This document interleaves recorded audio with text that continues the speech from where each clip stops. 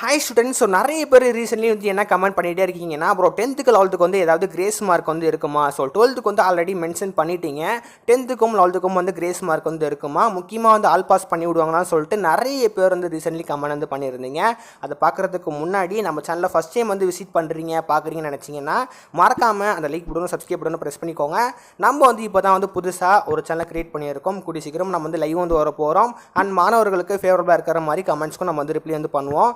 அதனால இன்னும் கூடியும் வந்து சப்ஸ்கிரைப் பண்ணாமல் லைக் பண்ணாமல் வீடியோ பார்த்துட்டு இருக்கீங்கன்னு நினச்சிங்கன்னா மறக்காமல் அதை ப்ரெஸ் பண்ணிக்கோங்க. நம்ம கூடிய சீக்கிரம் உங்களுக்கு ஃபேவரபுளாக இருக்கிற மாதிரி கண்டென்ட் நம்ம வந்து கொடுக்க போகிறோம். அதனால அந்த சப்ஸ்கிரைப் பட்டன் வந்து ப்ரெஸ் பண்ணிக்கோங்க.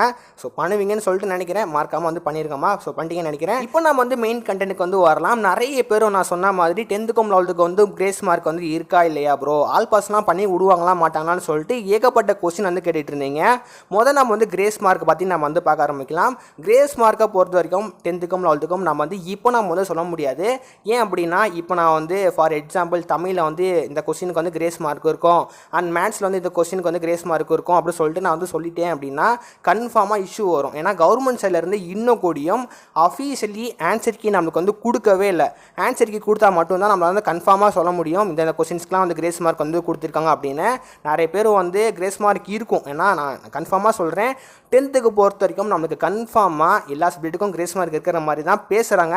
நான் சொன்ன மாதிரி கவர்மெண்ட் சைடில் இருந்து ஃபுல் ஆன்சருக்கு வந்து வந்தோடனையும் நான் வந்து கன்ஃபார்மாக வீடியோ வந்து போஸ்ட் பண்ணுவேன். அதனால் இப்போ நம்ம வந்து எதுவுமே சொல்ல முடியாது கிரேஸ் மார்க் வந்து கொடுப்பாங்களா மாட்டாங்களா அப்படின்னு. எனக்கு கன்ஃபார்மாக வந்து தெரியும் 10th வந்து கொடுப்பாங்க, 11th வந்து கொடுப்பாங்க. அது வந்து கன்ஃபார்ம் ஆயிடுச்சு. அதுக்காண்டி நம்ம வந்து வெயிட் பண்ணணும். இன்னும் ஒரு 1 or 2 டேஸில் வந்து கவர்மெண்ட் சைடில் இருந்து அஃபீஷியலாக ஆன்சருக்கு வந்து கொடுத்துருவாங்க.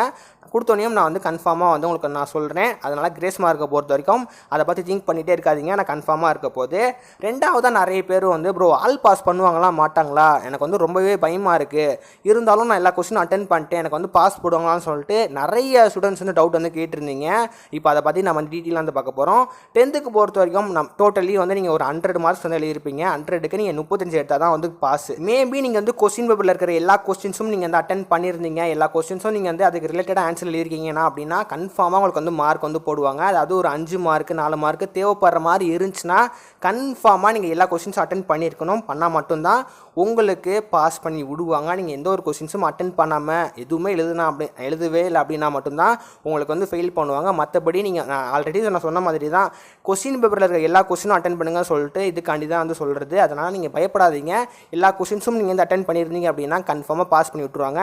முக்கியமாக இந்த நேரத்தில் நான் வந்து ஒன்று சொல்ல விரும்பணும். என்ன அப்படின்னா, திருத்துற ஸ்டாஃப் பொறுத்து தான். இப்போ வந்து மேபி உங்கள் பேப்பர் வந்து ரொம்ப ஸ்ட்ரிக்டான ஸ்டாஃப் வந்து திருத்தினாங்க அப்படின்னா அதை நம்ம வந்து ஒன்றும் பண்ண முடியாது. மார்க்கே போட மாட்டாங்கன்னு சொல்லிட்டு நான் வந்து சொல்ல விரும்பலை. அதாவது நீங்கள் கண்டென்ட்டுக்கு ரிலேட்டடாக ஆன்சர் எழுதுறீங்க அப்படின்னா கன்ஃபார்மாக மார்க் வந்து போடுவாங்க. அதனால் திருத்துற ஸ்டாஃப் பொறுத்தும் கன்ஃபார்மாக வந்து மாறும். இப்போ 12th நீங்கள் வந்து எடுத்துட்டிங்கன்னா மாணவர்களுக்கு ஃபேவரபுளாக இருக்கிற மாதிரி தான் வந்து மார்க் வந்து போட்டுட்ருக்காங்க. ஸோ 12th மாணவர்களும் நிறைய பேர் வந்து ஏகப்பட்ட கமெண்ட்ஸ் வந்து பண்ணிகிட்டே இருந்திருக்கீங்க. 12th அதே மாதிரி தான். 12th வந்து கன்ஃபார்மாக இன்னும் ஒரு 3 days வந்து கண்டினியூஸாக பேப்பர் கரெக்ஷன் வந்து இருக்க போது. நான் அதுக்கும் டே பை டே அப்லோட் வந்து பண்ணுறேன். நிறைய பேர் வந்து 10th 11th வந்து எப்படி இருக்குன்னு சொல்லிட்டு கேட்டுக்கிட்டே இருந்தீங்க. கன்ஃபார்மாக இந்த வாட்டி பேப்பர் கரெக்ஷன் ரொம்பவே வந்து சூப்பராக தான் இருக்க போது. உங்களுக்கு ஃபேவரபுளாக இருக்கிற மாதிரி தான் வந்து மார்க் வந்து வரும். முக்கியமாக எல்லா பேரும் வந்து பாஸ் ஆயிடுவீங்க. ஓகேவா? இதுதான் அந்த நிறைய பேர் கேட்குறீங்க, பாஸ் ஆயிடுவேனா ஃபெயிலியர் வேணா அப்படின்னு.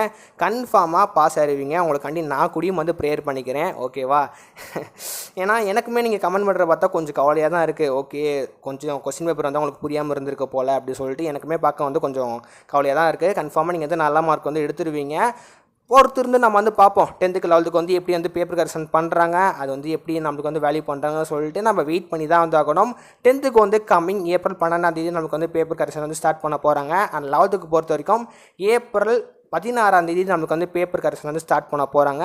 கன்ஃபார்மாக நல்ல மார்க் எடுப்பீங்க. நானும் வந்து உங்களுக்கு ப்ரேயர் பண்ணிக்கிறேன். இந்த வீடியோ பிடிச்சிருந்தா மறக்காமல் அந்த லைக் பட்டனும் சப்ஸ்கிரைப் பட்டனும் ப்ரெஸ் பண்ணிக்கோங்க. இப்போது பண்ணுவீங்க அப்படின்னு சொல்லிட்டு நான் வந்து நம்புறேம்மா. ஸோ மறக்காமல் பண்ணிடுங்க. கூடி சீக்கிரம் நம்ம வந்து லைவ் வந்து வர போகிறோம். அதனால் பண்ணிடுங்க.